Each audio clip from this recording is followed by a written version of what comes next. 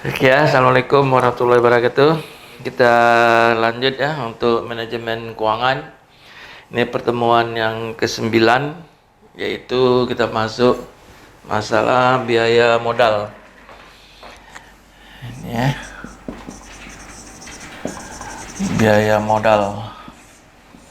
Jadi biaya modal ini kalau kita pinjam uang sama bank, kita ada beban bunganya. Kalau ini kita ceritanya nanti cerita obligasi, cerita saham preferen, sama saham biasa, kemudian sama laba ditahan. Jadi kalau kita mau lihat ininya ya, ini saya bacakan aja ya. Biaya modal atau cost of capital adalah biaya real yang harus dikeluarkan oleh perusahaan untuk memperoleh dana, baik yang berasal dari hutang, obligasi, saham preferen, saham biasa maupun laba ditahan, untuk mendanai suatu investasi atau operasi perusahaan. Jadi kalau kita mau lihat gambarannya kira-kira gini ya, kalau nanti kita ikut nih perhitungan laba rugi ini ya. Perhitungan laba rugi nih. Ini pendapatan nih. Pendapatan XX ya, nih total biaya. Nih gambarannya dulu ya. Total biaya kurang laba sebelum pajak ya. Pajak XX, kemudian pajak ini X kurang, baru laba setelah pajak. Dari laba setelah pajak ini ya, nanti baru kita kurangi dia dengan dividen ya. Karena kan harus dibayar dividen ya. Setelah laba setelah pajak kurang dividen sama dengan laba ditahan. Ini dia nanti ya. Jadi kalau kita mau lihat neraca gini ya, neraca di sini bisa aja ya, utang bank kalau utang jangka pendek ya, XX ya. Di sini nanti ada perkiraan modal ya. Di sini bisa hutang obligasi. Nih XX ya. Kemudian di sini ya, kalau ini nanti PTA gitu ya, yang punya saham di sini kan nanti bisa PTB. Ini umpama dia sahamnya adalah saham preferen ya. Preferen. Kemudian bisa juga di sini PTC ya, dia mungkin punya saham biasa. Kemudian di sini kan ada laba ditahannya. Ini dia, jadi pindahan kemari kan gitu deh. Jadi kalau kita ini laba ditahan ini kan nggak nampak di sini, yang kita kan nanti berhentinya sampai di sini ya, sampai di sini baru bagi dividen, sisanya kan masuk ke neraca. Nah inilah dia nanti cerita kita nanti ini ya, ini yang mau kita ceritain. Ini 1, 2, 3 ceritanya itulah mengenai biaya modal ya. Udah dapat gambarannya mengenai biaya modal. Sekarang saya bacakan dulu teorinya ya, nanti bisa disalin. Biaya modal individual dihitung tiap-tiap jenis modal. Namun apabila perusahaan menggunakan beberapa sumber modal, maka biaya modal yang dihitung adalah biaya modal rata-rata tertimbang dari seluruh modal yang digunakan. Rata-rata tertimbang itu nanti dia weight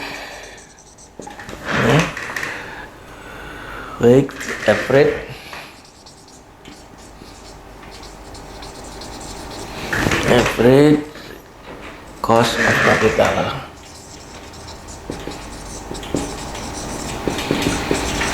Itu deh, dari seluruh modal yang digunakan. Nah, kita lanjut. Konsep biaya modal erat hubungannya dengan konsep mengenai pengertian tingkat keuntungan yang disyaratkan.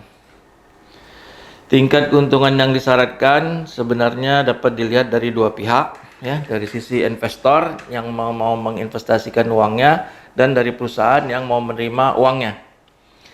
Dari sisi investor, tinggi rendahnya tingkat keuntungan yang disyaratkan merupakan tingkat keuntungan yang mencerminkan tingkat risiko dari aktiva yang dimiliki.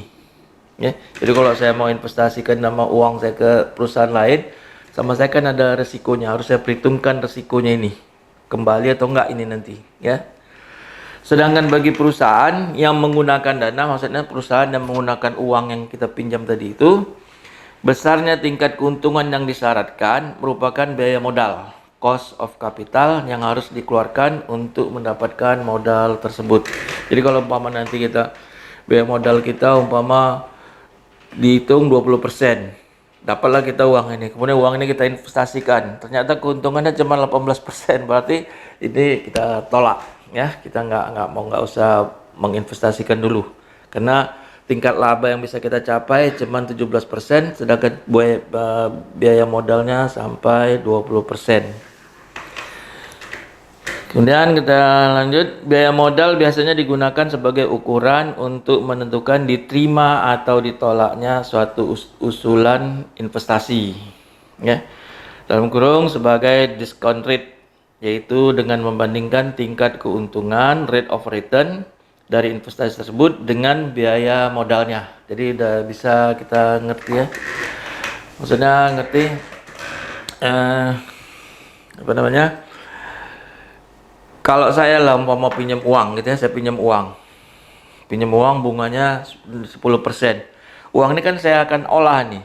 Bisa nggak saya mendapat keuntungan lebih besar dari 10%? Kalau bisa, ya ini saya terima, ya. Tapi kalau nggak bisa, saya nggak jadi ngambil karena ini udah jelas rugi, ya.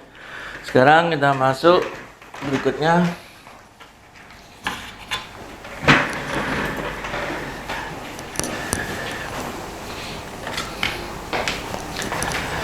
Sudah, ya, ini udah dapat gambarannya. Ini udah dapat. Sekarang kita masuk biaya utang, ya.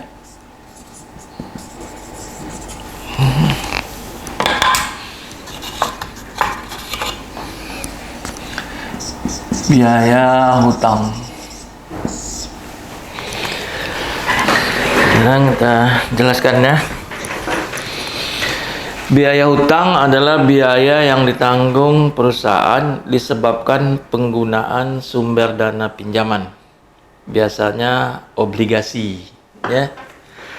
Obligasi merupakan surat utang yang memiliki karakteristik nilai nominal yang akan dibayarkan pada saat jatuh tempo, memberikan bunga, kupon, dan memiliki jangka waktu, ya. Biaya modal dari hutang atau obligasi harus dihitung berdasarkan suatu basis setelah pajak, ya. Istilahnya after take cost of debt. Hal ini didasari pada kenyataan bahwa hutang menimbulkan biaya bunga yang akan menurunkan penghasilan dikenai pajak. Itu maksudnya kalau saya pinjam uang kan ada bunganya. Bunganya kan boleh dibiayain, ya. Kalau ini bisa dibiayain berarti kan laba saya kan akan turun. Itu dia nanti, ya. Dengan demikian, penggunaan utang dapat mengurangi pajak yang harus dibayar oleh perusahaan. Ini adalah salah satu keuntungan menggunakan hutang dibandingkan dengan menggunakan modal sendiri. Jadi maksudnya, kalau saya pinjam uang, ada bunganya boleh dibiayakan. Tapi kalau saya pakai uang saya sendiri kan nggak ada bunganya, berarti laba saya kan terlalu besar, gitu deh, ya. Dibandingkan dengan kalau saya menggunakan pinjaman, gitu deh nanti. Kemudian kita lanjut, ya. Rumus untuk menghitung biaya hutang obligasi sebelum pajak sebagai berikut, ya, rumusnya. Ini KD sama dengan ini N 1 tambah N kurang NB, N kurang NB. Kemudian NB Ku tambah N bagi 2 kali 100%. Itu dia.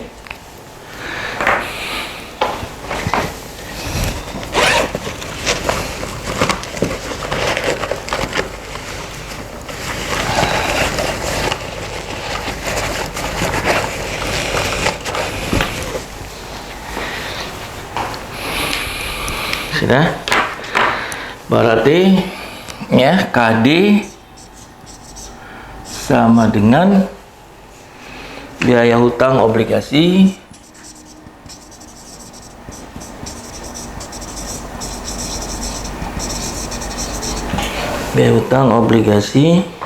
sebelum pajak.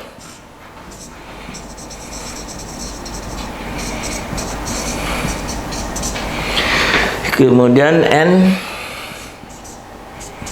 nilai nominal obligasi.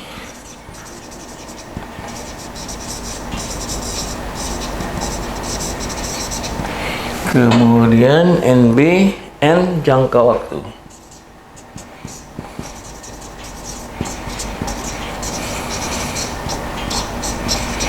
Jangka waktu obligasi.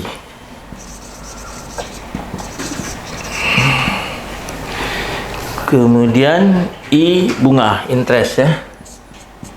I sama dengan bunga obligasi per tahun. Per tahun.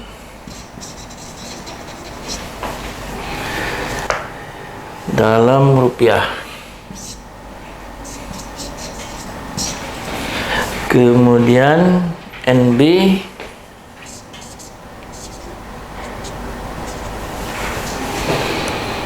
nilai bersih obligasi. Nilai bersih obligasi.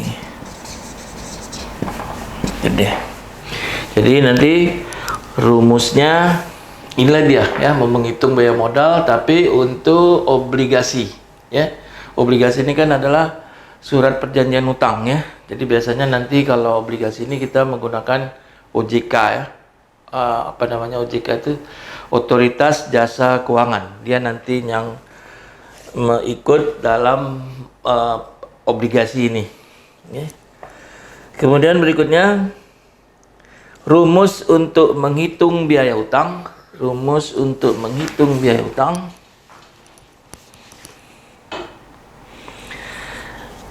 KI ya, untuk menghitung biaya utang, KI sama dengan KD kali 1 kurang T, pajak ya, tax. Jadi K ini KI sama dengan biaya hutang obligasi setelah pajak.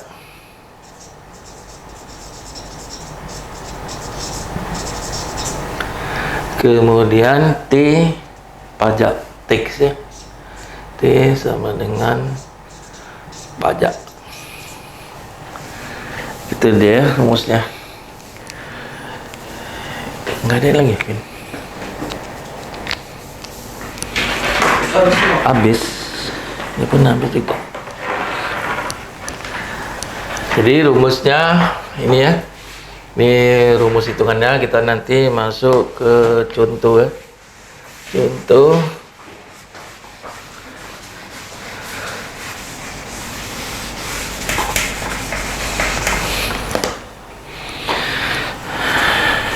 Contoh, salin dulu soalnya ya. Contohnya perusahaan menerbitkan obligasi dengan jangka waktu 10 tahun dan membayarkan bunga dalam kurung kupon sebesar 18% per tahun. Gitu ya. Nilai nominal obligasi Rp100.000 per lembar. Titik ya. Harga jual obligasi per lembar Rp95.000. Titik. Biaya yang dikeluarkan perusahaan untuk menerbitkan obligasi Rp5.000 per lembar, dan tarif pajak sebesar 30%. Ya. Jadi kalau udah gini, tinggal kita masukkan rumus ya. Rumusnya tadi ya. Ini rumusnya. Kita tinggal bikin ya. Mana dia ini? Berarti rumusnya ini udah 2. Kita menggunakan rumus ini tadi ya. Ini tadi interest ya. Interestnya 18% ya. Berarti sini 18% kali 100.000.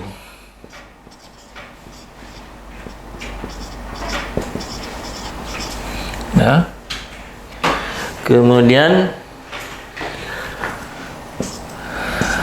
tambah N-nya tadi adalah nilai nominal obligasi. Berarti N-nya adalah 100.000. Kemudian dikurang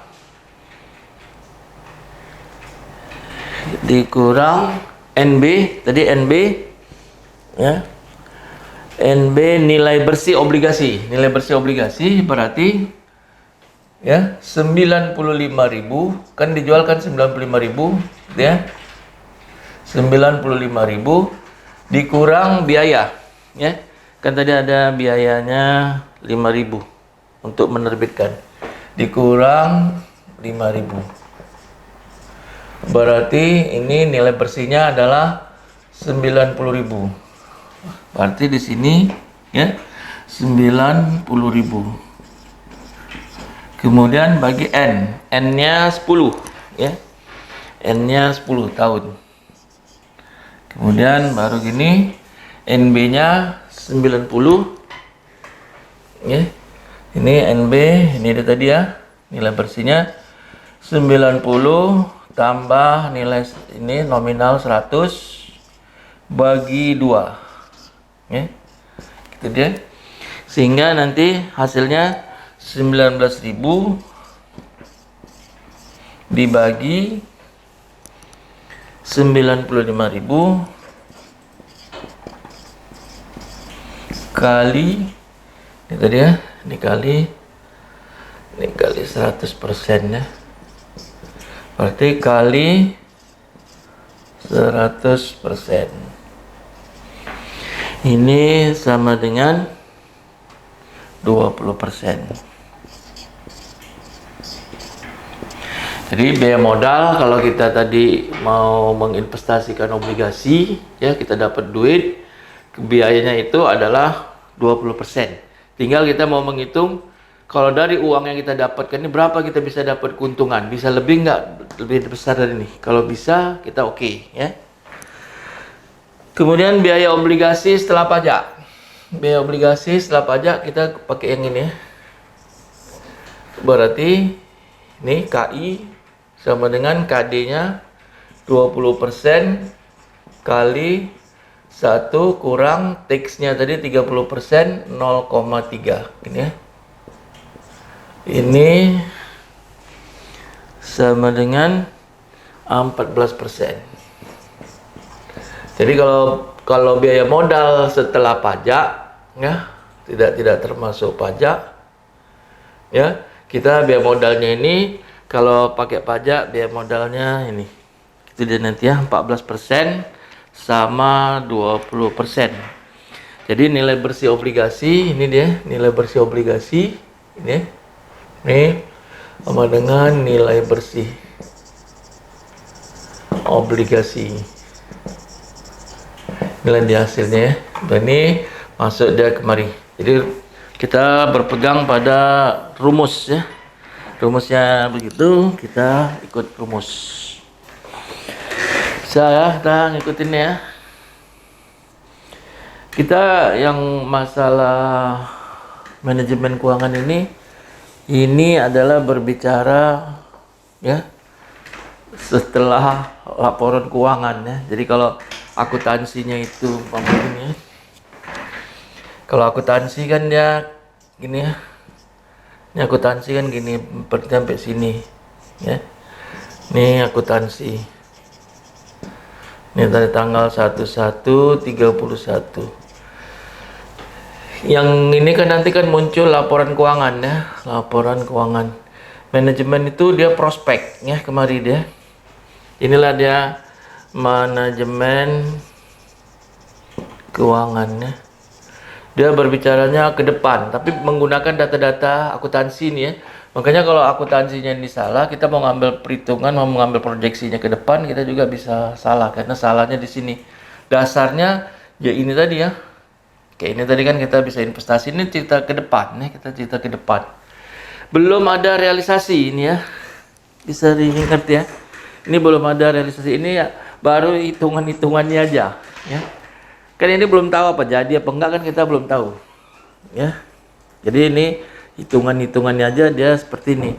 Kalau akuntansi tadi ini kan udah terjadi kita catat, terjadi kita catat. Kalau ini belum terjadi kita udah hitung. Jadi kita bisa membedakannya ya, oh rupanya dia gini manajemen keuangannya, dia berarti posisinya di sini ya. Nanti kan kita juga ada analisa rasio kan ngambilnya dari sini ya. Kayak yang kemarin pernah saya kasih soal kan kita analisa ini. Jadi kalau di sini salah, rasionya ke sana pun salah ya. Oke. Sekarang kita lanjut. Kita masuk. Berikutnya adalah biaya saham preferen. Ya ini oke. Ini udah selesai ya.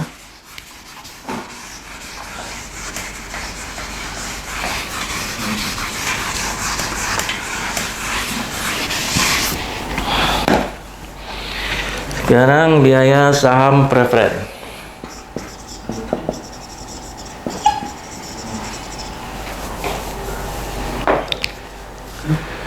Biaya saham preferen.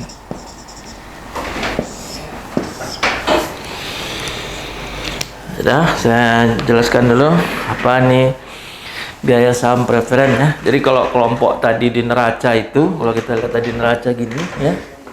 Ini neraca, ini kan ada ya, kalau ini modal itu tadi ya, seperti yang saya katakan tadi, ini PTA. Ini bisa aja PTB ya, tapi dia sahamnya saham preferen ya. Itu dia nanti. Bisa juga PTC, tapi dia saham biasa. Jadi antara kedua saham ini ada perbedaan ya, kedua saham ini. Sekarang kita lanjut ya. Saham preferen merupakan surat bukti kepemilikan saham yang memberikan penghasilan tetap berupa dividen yang besarnya ditentukan dalam persentase terhadap nilai saham tersebut. Dividen saham preferen bersifat tetap. Jadi maksudnya perusahaan ini mau rugi atau mau untung, ini tetap harus dibayar ya, dibayar. Walaupun sama-sama saham, tapi ada preferen, ada yang saham biasa. Dividen saham preferen dibayar dari laba setelah pajak, sehingga biaya modal saham preferen tidak perlu disesuaikan dengan pajak. Ya. Rumus untuk menghitung biaya modal saham preferen adalah dia KP sama dengan DP ini ya, DP bagi PO kurang F kali 100%. Gitu deh. Baru kita KP adalah biaya modal saham preferen. KP adalah biaya modal preferen. Kemudian DP sama dengan dividen saham preferen.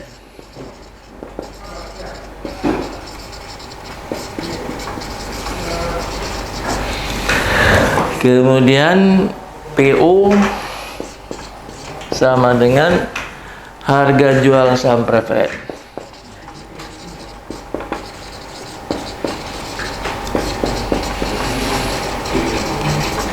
Preferen ya. Kemudian F floating, flotation ya, flotation cost dalam kurung biaya peluncuran.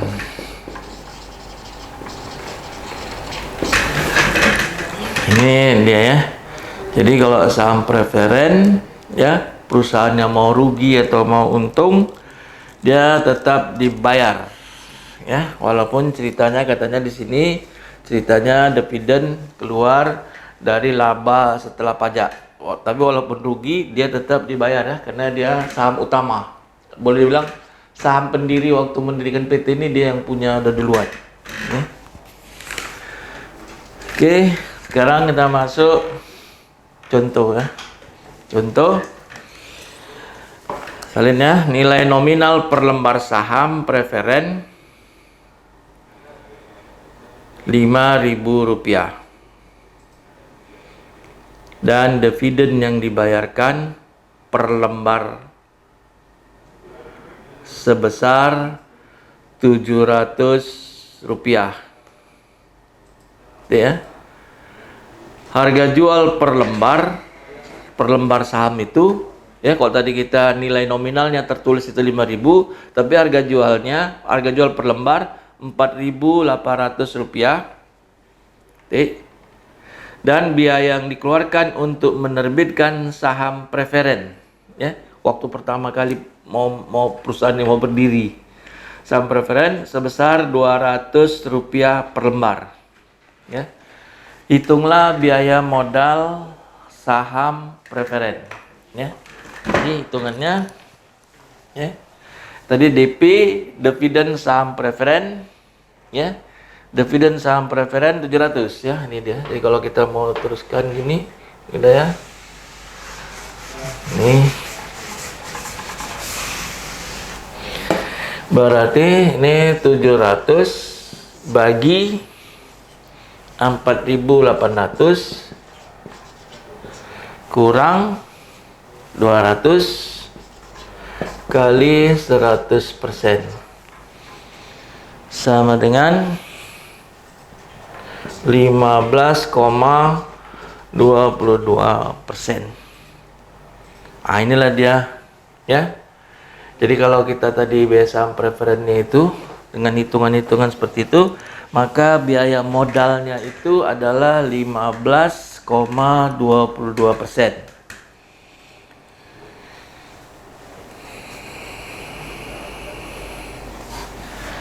Jadi kalau kita mau bikin catatannya, jika saham preferen dividennya telah ditentukan di awal dan tidak ada hubungan dengan laba rugi, maka yang berhubungan dengan laba rugi adalah saham biasa ya.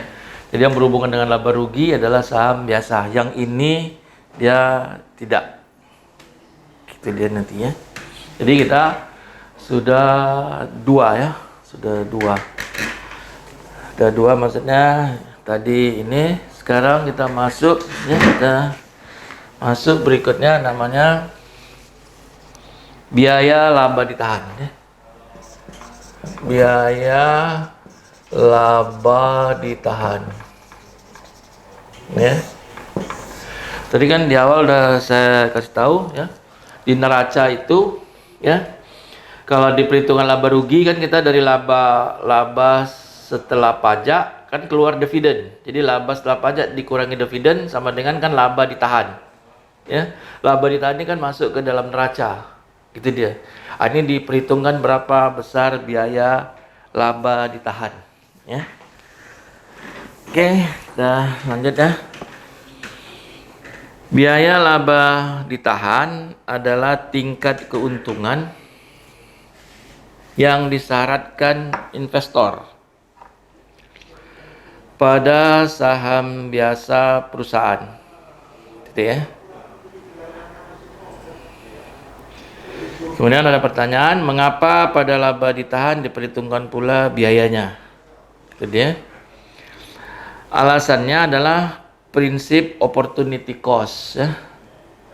Jika laba tidak ditahan ya, laba ini nggak tahan, kita bagikan aja kepada pemegang saham ya, maka laba tersebut akan dibagikan dalam bentuk dividen ya. Kalau kita bagikan dalam bentuk dividen berarti laba ini tadi, laba ditahan jadi kecil ya. Kemudian oleh investornya itu yang terima dividen ya. Jadi investor yang menerima dividen dapat menggunakannya juga untuk membeli obligasi ya. Obligasi atau saham perusahaan lain, atau ditabung di bank atau diinvestasikan pada proyek-proyek ya. Jika laba tersebut ditahan, berarti pemegang saham menginvestasikan kembali laba yang menjadi haknya ke perusahaan tersebut. Jadi maksudnya laba ditahan ini kan adalah kepunyaannya si pemegang saham, tapi ditahan oleh pemegang saham ya, maksudnya ditahan, jangan dikeluarkan dulu semua, maka kan sama artinya sama juga dia menginvestasikan uangnya di perusahaan tersebut ya. Oleh sebab itu, pemegang saham mensyaratkan bahwa perusahaan harus dapat memberikan keuntungan paling tidak sebesar keuntungan yang dapat diperoleh oleh pemegang saham pada alternatif investasi yang memiliki risiko yang sama dengan risiko perusahaan. Ya, risiko yang sama dengan risiko perusahaan. Oke, ini aja kita sampai sini dulu. Nanti kita lanjut ya. Makasih ya. Assalamualaikum warahmatullahi wabarakatuh.